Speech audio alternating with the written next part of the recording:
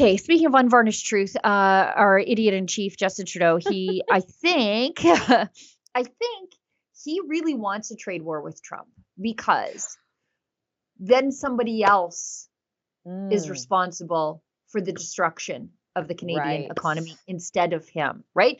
Yeah. Justin Trudeau cannot Hmm. campaign against Pierre Poilievre. He can't. He loses. He continues to lose. I mean, he's been consistently 20 some odd points down in the polls percentage wise, 100 some odd seats down when they break out the seat count projections. So there's no way. But he thinks, Hail Mary, I'm going to campaign against Trump. So we've got, and Doug Ford, for some reason, has decided this is a great thing to do too. Canada's most unpopular premier, Doug Ford, hated by the left because he's apparently conservative, hated by the right because he's not. Um, he says, for some reason, that he wants to cut off energy exports to the United States. Let's look at this and then we'll look at his ally and then we'll look at what the actual energy producing province has to say about it. Yeah. Energy threat that you mentioned last night. Yes. Does Ontario actually have the power to turn off the lights itself, or do you need to go to the federal government and they do it? How would that process actually work? Can Ontario do anything on its own? Well, first of all, it's a last resort. We power 1.5 million homes, and if they put on tariffs, it's going to be unaffordable for Americans to buy electricity. Just like if they put tariffs on the 4.3 million barrels of oil that's Alberta shipping down to the U.S. If you put 25%, that increases every barrel of oil by, every gallon of gasoline by $1. So I don't think that President-elect Trump wants that to happen. What we're sending a message to the U.S. You come and attack Ontario, you attack livelihoods of people of Ontario and Canadians. We're going to use every tool in our toolbox to defend Ontarians and Canadians across the border. And let's hope that never comes to that point. Let's hope we can get through this trade deal. The problem is not with Canada. The problem is with China. And China shipping in parts to Mexico, Mexico slapping on Made in Mexico stickers and shipping them up through the US and Canada and taking American and Canadian jobs. That's the problem. And as I said yesterday, it's very, very clear. Mexico has a choice to stand with Beijing or stand with Washington. He's missing the point altogether. Completely. It's not about the products and where the products are made. It's about Trump using tariffs as the stick. Yeah. There's the carrot and the stick. Right now, we're about to get the stick across the head because Justin Trudeau won't do the things that are in Canada's interest. Like Donald Trump is going to impose tariffs on Canadian products because Justin Trudeau won't do what's in the best interest of Canada. And that's cracking down on drug trafficking, gun trafficking, human trafficking, and illegal migration on our borders.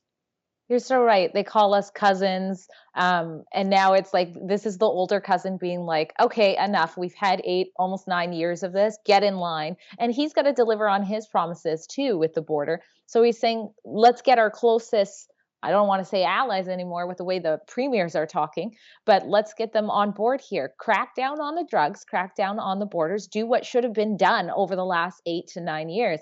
And I think you're right when you say this is probably one of the best things that have happened to Trudeau. I mean, they always want to vilify Trump. So now we've got him, the tariffs. And you're right, it's a complete deflection from the whole reason why, as you say, the stick is being wagged at us. Yeah, you know what? I should tell everybody I interviewed Premier Danielle Smith last night in Calgary at the McDougall Center. I did ask her about this. And the video will be coming out, I think later on today, hopefully. We'll show this clip on it later. We'll make this the last one, Olivia. She's just so lovely. And she's got all the time in the world for independent media. Like we're all sort of waiting there to go in to talk to her. And I'm shooting the breeze with the guys from Western Standard. And then Sid and I are packing up her equipment. And then Key and Bexy from Counter Signals coming in. And as we were coming in, the CBC was leaving. Like she just has all the time for everybody because she's the premier for all of us. Yes, Not that's just the way it not should be. right? Like not just the people who get their news from the mainstream media. Now, once somebody said, "Oh, we're going to cut off energy exports," the green lunatics were like, "Yeah, let's do it. Yeah. Let's get in a trade war. Let's crush the Canadian economy in a trade war with the United States." And there's Elizabeth May, who just will not go away. Back at her, saying, "Yeah, yeah. Oh, no energy for people? Let's do it, regardless of the Yeehaw. ramifications." God. Coupling this with, I guess, what happened at the leaders meeting last week, and then what we've seen since the premier's meeting last night with Ford coming out and threatening, I guess, to withhold energy. I don't know if that means hydro, what that means, but and then Oh, it should mean oil. I don't know how much oil Ford has, but we then Well, on Canada that note, has a lot, and we ship most of it to the United States. But on No, that note, Alberta we had has a Premier lot. Smith coming out saying she's going to create a new, I guess, border force. I don't know if this is a good cop, bad cop thing that they're doing, comparing with what Freeland and Beaublanc were. But how do you see this sort of? I think I really do believe, as much as I'm enraged by the hypocrisy from the Liberals on climate, there are many things the Liberals do that I can't support. But I am really absolutely, as leader of the Green Party of Canada, in support of us pulling together as a country, Équipe Canada, Team Canada. I didn't think I'd ever find myself thinking, "You go, Doug." But when I see Doug Ford, say, "Okay, so maybe we'll hold our energy." It's best that we stick together. It's best that we not freelance. It's best that we say to Mr. Trump, "We're listening. We hear you." What I hear is a man who doesn't understand trade deficits. He converts a trade deficit into giving us money. If we succeed in selling them more things than they sell us, that doesn't mean they're giving us money. I find it baffling that anyone who claims to have an education in anything like business, as Mr. Trump claims he has, could think that the United States is handing over billions of dollars subsidizing Canada and Mexico. You think he'd be embarrassed to say something that displays such ignorance of the way of how you interpret a trade deficit. But in any case, we need to be prepared. We need to take him seriously. A 25% tariff on all Canadian goods exported to the United States would be devastating for our economy and for jobs. And I think that as leaders gathered in that room, Monsieur Blanchet, who is never accused Yves-François Blanchet of being a nationalist, except for Quebec. But we're on the same page. We have to protect Canada's economy and Canada's jobs from Trump's threats. And certainly Mr. Singh and Mr. Blanchet and I were very happy to say we're going to do whatever we can to support a Team Canada approach. I'm noticing a specific name of those leaders. I think Mr. Poilievre, to be charitable, he may be on the fence about it. She's a crazy person. Running her mouth like that about Donald Trump is a terrible idea. But it's real interesting to see a socialist who's never been in charge of anything in her entire life, no business acumen whatsoever. You cannot be a socialist and understand business. Say that Donald Trump doesn't understand business, of all things. Like, he doesn't understand business and trade. The man is a billionaire businessman. That's literally what he was best known for before being president, and he's continued that in many ways. I mean, get her back on the stage drunk. She's more easy to listen to with them. But I mean, her cheerleading Doug Ford, I mean, that's how you know things have gone too far. Right. That you're on the wrong direction when you have Elizabeth May cheerleading the whole situation. Yeah, I had some things to say, but I'll just move on because we'll go on to the next premier, next socialist, who is also thinking that he can fight with the mighty Donald Trump. And again, what is Donald Trump asking us to do? Do things that are in the best interest and in favor of public safety for Canadians. That's what he's asking us to do. Why won't they just do these things for Canadians? Why do they have to be hammered with the 25% tariff to do these things? These are things they should have been doing for us in the first place. Mm-hmm. Anyway, Especially this premier. Yeah, let's go to EB. There we go. My premier. I had the opportunity to meet yesterday with the Prime Minister and premiers from across Canada. This week, I met with our Chamber of Commerce in British Columbia. I spent an hour this morning with the Greater Vancouver Board of Trade, talking about these issues and strategizing on how we're going to move forward. What we've heard from the business sector is that these tariffs are absolutely going to have an impact in British Columbia, a significant impact on jobs, on families here in the province, but also that these tariffs are going to have a huge impact on Americans as well, driving up the cost of energy, driving up the cost of housing, and making life more unaffordable for residents of the United States. And no one will benefit from this. I've also had the opportunity to speak with labor leaders about the impact on employment in the province. Everyone is committed to work together in British Columbia as part of unified Team Canada response to these unjustified tariffs. And nothing is off the table. We will ensure, as a message I deliver to the Prime Minister and other premiers, we will ensure in British Columbia we do our part to fight against these tariffs, to ensure that British Columbians are protected. And we want to ensure that it is a unified Team Canada approach where we are all doing our part right across the country to respond. Okay. Well, first of all, it was like a minute ago when he was saying, this isn't my jurisdiction. So I don't know what has switched here, but this is BC's premier. So let's put that into perspective. We have the highest amount of overdoses. I think it was 2016 where we declared it an emergency. And since then, there's been 21,000 overdoses. And here, he should be coming up with the idea himself. How about working together instead of saying you're going to fight and issue these threats and things like that? They should be working together for a solution. And I think that's what Trump wants to hear. He wants to hear that you're going to take these issues seriously, as we should. Yeah, like RIP BC Softwood Lumber.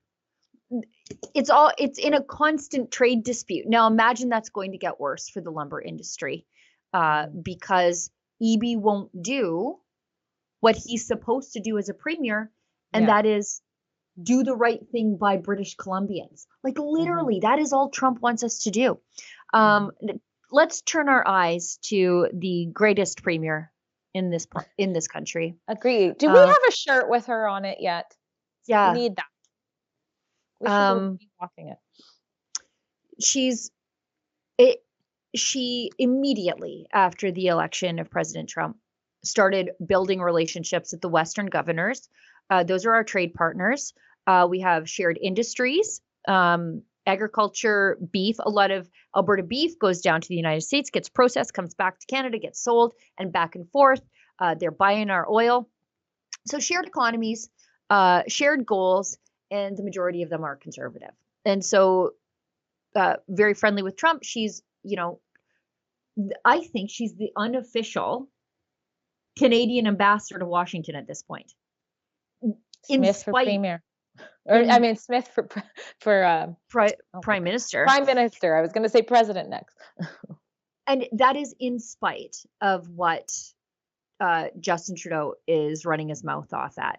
I mean, she is not leaving the relationship between Alberta and the United States up to the likes of Doug Ford, Trudeau, EB, Elizabeth May. Like she's making sure that their comments on Trump and the tariffs are not the last thing our American friends hear. So this is what she had to say in response to Doug Ford saying we're going to turn the energy off. Are ya? Are you? I don't think so. What do you make of Doug Ford's vow to cut off energy to the U.S. in the wake of the 25% tariff threats? Well, let me be clear from the Alberta perspective. Under no circumstances will Alberta agree to cut off oil and gas exports. We don't support tariffs. I don't support tariffs on Canadian goods, and I don't support tariffs on U.S. goods because all it does is make life more expensive for everyday Canadians and everyday Americans. So instead, we're taking a diplomatic approach and we're meeting with our allies in the U.S. We're making the case for Alberta oil and gas to be part of the solution to energy affordability, to energy security, and to, generally speaking, North American defense security as well. And of course, we'll work with our counterparts in Montana in a shared border arrangement so that we can improve public safety, crack down on illegal migrants and illegal drug trafficking. And that's part of the reason why we're announcing this today. We know that there are issues that have been identified that are irritants to the current administration. We've identified those as a problem in Alberta as well. We're accelerating our plan, but that is our approach, is one of diplomacy, not threats. Slow clap. She's the best. She's the best. Yeah, of course. I have things that I'm critical of her for, but that is exactly the right approach. Don't leave Trudeau to be, like I said, the last word in Trump's ear. She's decided I'm going to build my own path with the United States, and that was something that Elizabeth May took snide outrage over when she said, "Well, we don't need people freelancing." She's not freelancing. She's sticking up for the interests of Albertans, and what's good for Alberta, you better believe it's good for the rest of the country as the economic engine that fuels the Canadian economy. And that was at a press conference yesterday where Daniel Smith announced a border patrol in Alberta. Trump is saying, you guys have to fix your border. And Daniel Smith is saying, okay, that's federal jurisdiction. But if Justin Trudeau is not going to do it, we're going to do it. We're already leaders in drug treatment. Yes. And we are going to be leaders in stopping drug and human trafficking on the border. So they announced like this integrated task force. And it's not necessarily in response to Trump, because the sheriffs that have come through the training program, they are already graduating. So this is something that she wanted to do, but it seemed like a good time to make the announcement right now. So this was already in the works. But hey, we want to show not only Trump that we're doing these things, but the other provinces that you can do these things too. You don't have to leave it up to Justin Trudeau. It's a $29 million so-called investment, government spend in Alberta that the feds should be recompensating us for. But if it saves Alberta lives and stops human and drug trafficking, okay, we'll do it. BC so close to Alberta, but yet so far away. you know, it's like you mentioned the treatment, right? I mean, that's exactly what we should be doing. EB's, that was one of the biggest things against him, is our overdose crisis out here. And all he had to do was say, you know what, we're going to start adopting more of what our friends in Alberta are doing. And that's the same thing with here and the tariffs. But nope, they have to take the hardcore socialist approach. And hopefully he listens to Smith. But what are the odds? What are the odds, like, when you have other premiers saying this? What is actually going to happen? What do you think? I don't know what's going to happen to the rest of you. But I think we're going to be just fine. I think Danielle Smith is going to the inauguration. She is not scared to engage with the Trump administration, to get the Trump cooties on her, as it were. She's not scared of any of that. She's happily working with the Western governors to protect the Alberta economy. And I think at the end of the day, the likes of Doug Ford and David Eby will be grateful for it, because I think the work that she's doing might save us all.